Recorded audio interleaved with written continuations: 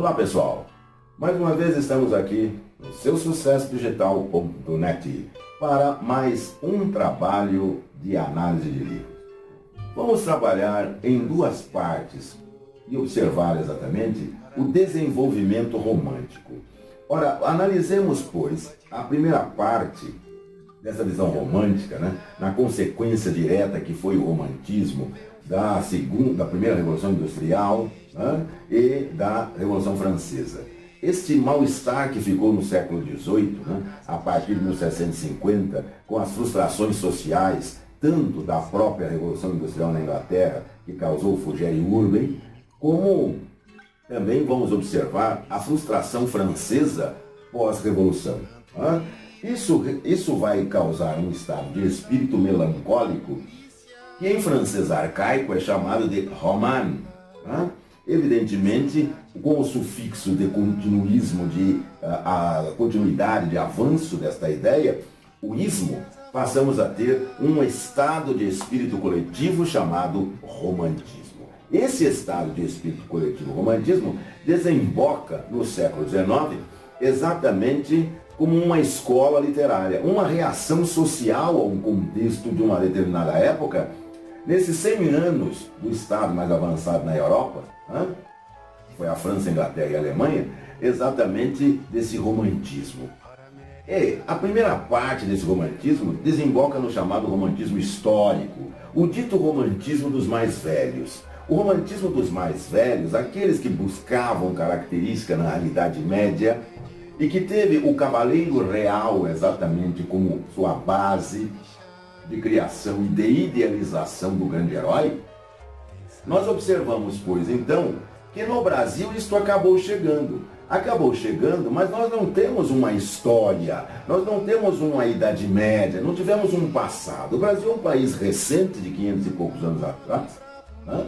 E aí, evidentemente, nós vamos observar que não tivemos este passado glorioso que a Europa teve.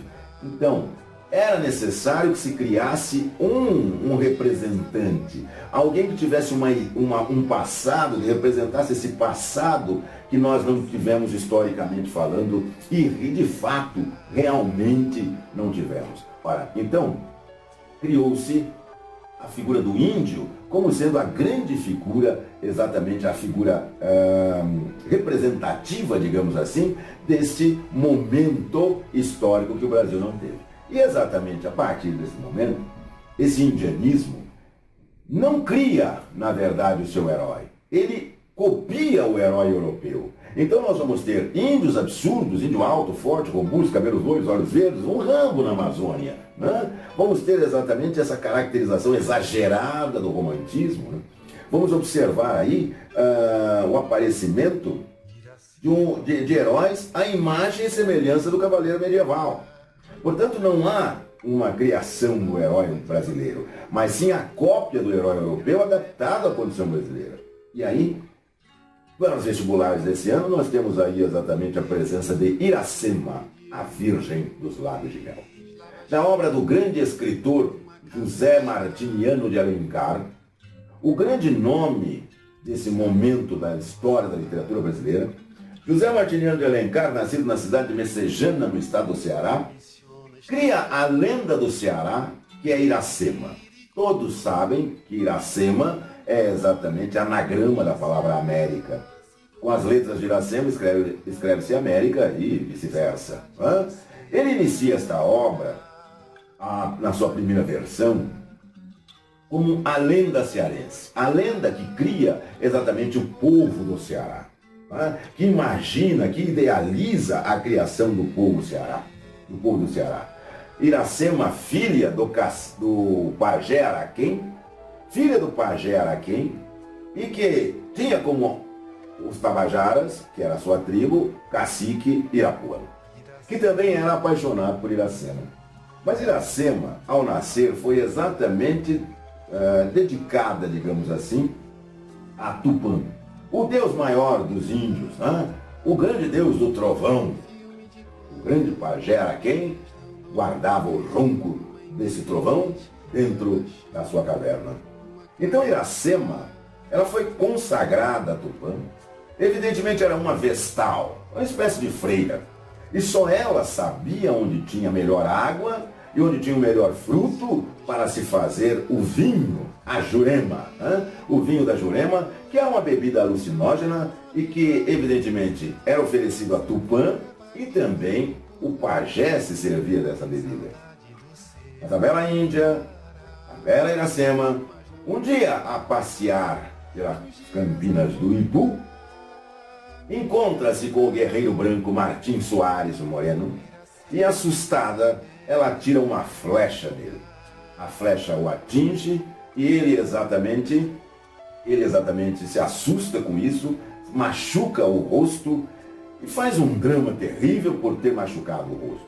Então, evidentemente, está criada a cena. Ela, assustada por ter ferido o guerreiro branco, vai diretamente, exatamente, falar com ele. E ele, evidentemente, chora, Ele, evidentemente, faz um drama muito grande e isso, exatamente, faz com que ela fique com o coração partido. Ao ficar com o coração partido, ela quebra a flecha para o guerreiro branco. Quebrar a flecha para o guerreiro significa exatamente não perdoá-lo, mas um pedido de paz, Um pedido de paz. Obviamente, ela se apaixonou pelo Martim Soares. Apaixonada pelo Martim Soares, evidentemente, os dois se envolvem. Os dois se envolvem. A idealização fica claríssima numa obra como esta, Iracema, de José de Alencar, em que ele faz a sua estrutura em prosa poética. Então, no mais grandioso estilo alencarino, ele inicia a obra dizendo: verdes mares bravios da minha terra natal, onde nos frondes da Carnaúba gorjeia a jandaia. Lá atrás daqueles montes que ainda azula no horizonte, nasceu Iracema, a virgem dos lábios de mel. O cabelo mais negro que a asa da graúna, do hálito mais perfumado que a flor da baunilha, do pisar mais suave que a ema da campina e do talhe mais perfeito que a folha da jati. Ora, você observa aí com algumas características típicas do romantismo, uma, o exagero claríssimo, outra, que ele resume na Índia a exuberância da terra. Porque se nós formos analisar, isso não é bem uma Índia, ou sim uma floresta ambulante. Então, exatamente, ela é grande representante desta natureza, da vida desta natureza. E o Alencar não precisa nem se esforçar para exagerar, porque isso é nato em Alencar. E ele diz que ela, ao caminhar pela floresta do Ipu, pelas campinas do Ipu, ela quase não resvala o pé grácil na verdejante campina. Ora, exatamente, praticamente ela flutua, Então, como se fosse um balão de gás. Muito bem, o exagero típico, a presença da natureza como cenário e exuberância onde vive a tribo Tabajara.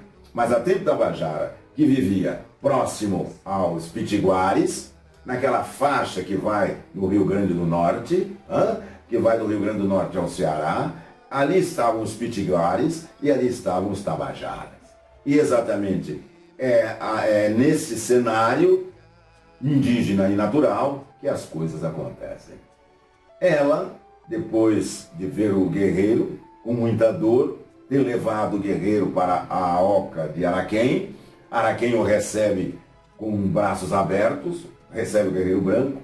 Só que esse guerreiro branco já vivia nesta região como amigo dos Pitiguares e amigo do grande índio Poti.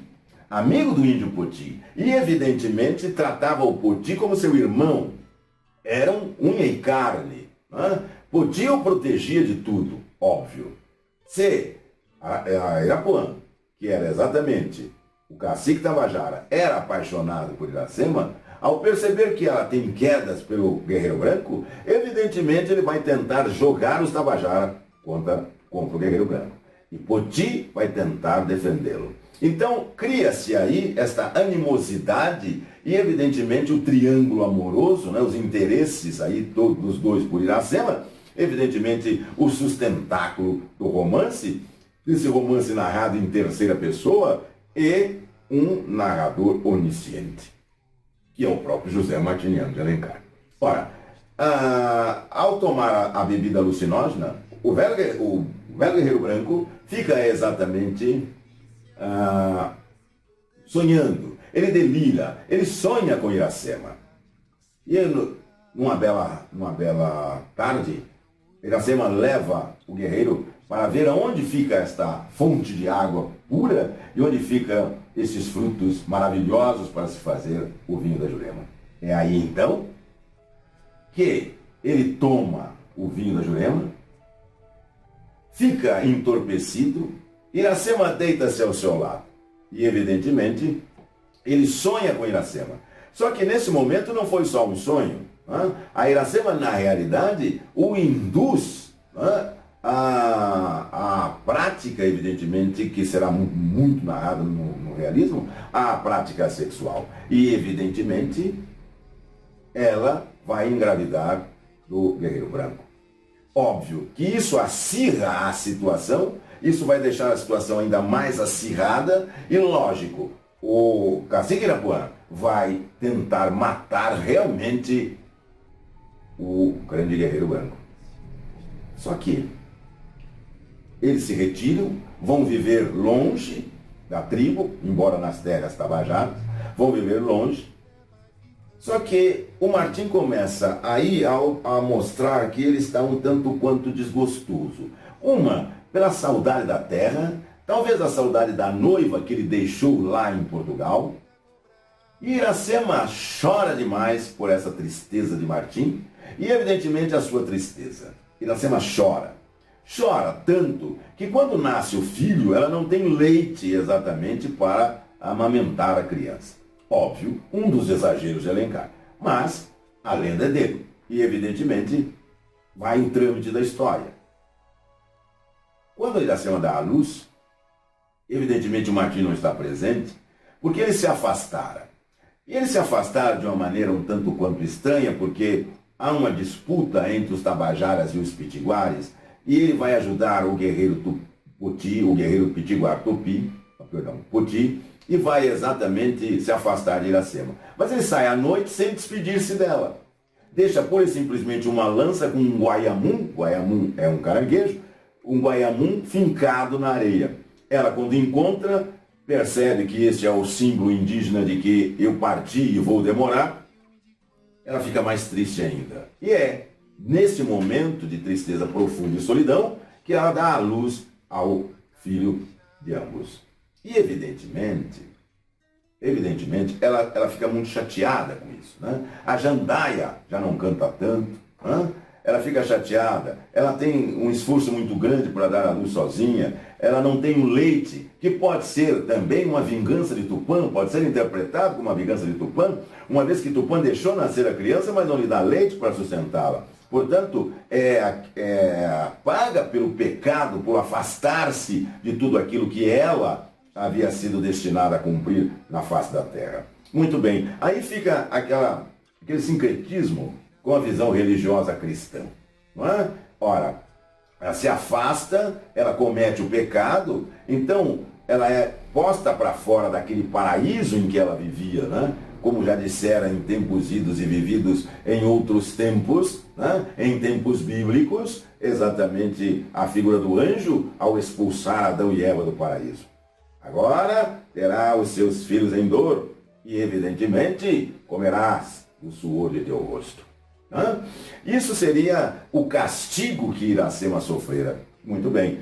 Quando está dando à luz, Martim Soares, no calor da luta, ele sente o coração apertado e renascer dentro de si o velho amor que ele tinha por Iracema. Fala para Poti que precisa voltar e os dois voltam. Quando voltam, ela está muito fraca, muito doente, ela está exatamente com a criança nos braços, sem muito leite para amamentá-lo. Ela tem só o tempo de entregar exatamente o menino na mão do pai, nos braços do pai, e praticamente falece. Quando ele percebe que ela está se desfalecendo, ele entrega o menino a Poti e tenta socorrer Iracema, que só tem tempo de dizer o seguinte: enterre o corpo de Iracema ao pé da palmeira. A palmeira que ela amava tanto, onde cantava a Jandaia. Então, enterre a Iracema ali. Quando o vento bater na folha da palmeira, será o lamento de Iracema. Ele pega o menino e vai embora para Portugal. Vai embora para Portugal. E aí, lá em Portugal, ele fica 4 anos. Mas Alencar, ao narrar esse trecho, ele o faz com uma presteza interessante. Quando ele diz o seguinte: logo ao nascer, o filho da terra já deixa sua terra natal para tentar a sobrevida longe dela. Não estaria aí a predestinação de uma raça? Ao dizer isso, Alencar preconiza, idealiza ou deixa a profecia no ar? Como se Moacir, o filho da dor, que é o filho de Iracema e Martins Soares, exatamente, sendo ele o primeiro nordestino, por extensão, o primeiro cearense e o primeiro nordestino por extensão, evidentemente, se ele deixa a sua terra natal em busca da sobrevida longe dela, significa que todos aqueles que vierem atrás dele também o fará. Então está aí, talvez, a gênese da famosa trilogia do sertanejo. As 3 obras que falam exatamente dos retirantes nordestinos. Ora, Alencar já tratava disso. As 3 obras que marcam esta presença. Ele já falava de retirantes nordestinos, já falava dos problemas da seca. Então você tem Os Sertões, de Euclides da Cunha, Vidas Secas, de Graciliano Ramos, e Morte e Vida Severina, de João Cabral de Melo Neto, formando exatamente esta tríade de retirantes nordestinos, símbolo exatamente daquilo que Alencar falou ao final de Iracema. Muito bem. 4 anos depois, Martins Soares volta ao Brasil. E aí ele encontra o amigo Poti e vai exatamente cristianizá-lo, vai convertê-lo ao cristianismo, tentando, com esta simbologia, o Alencar fala exatamente da cristianização do indígena brasileiro, a catequese e todos aqueles envolvimentos religiosos em volta do índio. Muito bem. Ora, então, Alencar não só cria uma lenda no Ceará, como evidentemente faz algumas análises desse comportamento, desta visão dos portugueses e do envolvimento e relação. Só que ele se esquece definitivamente que a etnia brasileira, digamos assim, não foi só formada do caucasiano português e nem do indígena, e nem só do indígena, melhor dizendo, mas que existiu também mais outra etnia, que forçada a vir a esse continente, evidentemente ajudou na formação do povo brasileiro. Esse é um detalhe assaz importante e que tem caído muito em vários vestibulares. Qual etnia Alencar se esquece na formação do povo brasileiro? Negro, evidentemente. Aí, um comentário que nós fizemos exatamente sobre Iracema, a Virgem dos Lábios de Mel. Uma obra que já apareceu várias vezes em vestibulares e que retorna agora para esses vestibulares deste ano. Então, muito interessante que se analise, que se leia e que se observe Alencar também com outros olhos. Não só o Alencar idealizador, o Alencar sonhador, o Alencar exagerado, criador de lendas, mas que Alencar foi o primeiro também a tentar dar uma aura de realidade, uma personalidade à literatura brasileira. Pois é, pessoal, aí falamos de Iracema para você. Essa foi a primeira parte dessa visão romântica, mas nós voltaremos a falar de outros momentos do romantismo. Um abraço, até a próxima.